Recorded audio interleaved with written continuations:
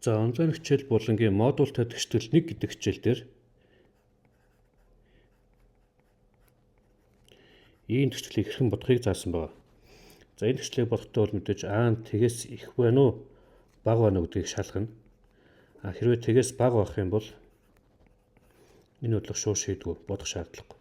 Тэгээс их буюу тэнцүү байх юм бол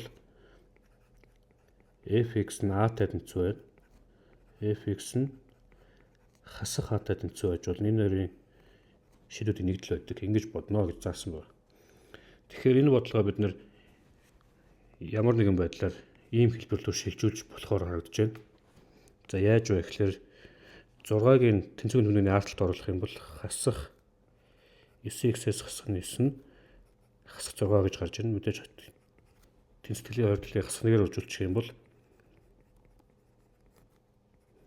ийм бол. За одоо энэ тоогоо бид нэр А гэж ойлгоно. За А нь тэгээс их байгаа учраас шийдтэй.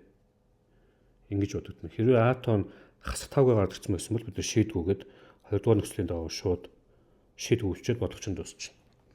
Гэхдээ энэ тоо маань тэгээс их байгаа учраас энэ аргаар бодно. За тэгээд дотор талд нь байгаа энэ хэсэг нь болохоор fx гэсэн үг болж таарах нь байна. Энэ нь a гэсэн үг тийм. За тэгэхээр 9x-ээс хасах нь 9 нь 6-тай тэнцэж болно. 9x-ээс хасах нь 9 нь хасах 6-тай тэнцэж болно гэсэн хоёр тэгшлийн нэгдэл болно.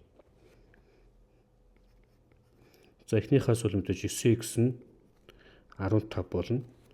Яасан бэ гэвэл мэдээж энэ хасах хэсгийг аргач нь оруулсан. Яг үүнтэй адилханаар энийг иш нь оруулаад 9x тэнцүү 3 болох нь. За одоо мэдээж хордлуудыг нь 9 хуваагаад за эхнийх нь тэгштэл бол x тэнцүү 15-ыг хуваах нь 9 болно. За хураагдаад дээрээ 5 доороо 3 болох нь. За хоёр дахь тэгштэл нь болохоор ийм буюу 3-1 гэж гарч ирнэ. За тэгээд дөрвөлжин алт гэдэг бол нэгдлийг илэрхийлдэг. За энэ хоёр бол хоёулаа шийдмөө.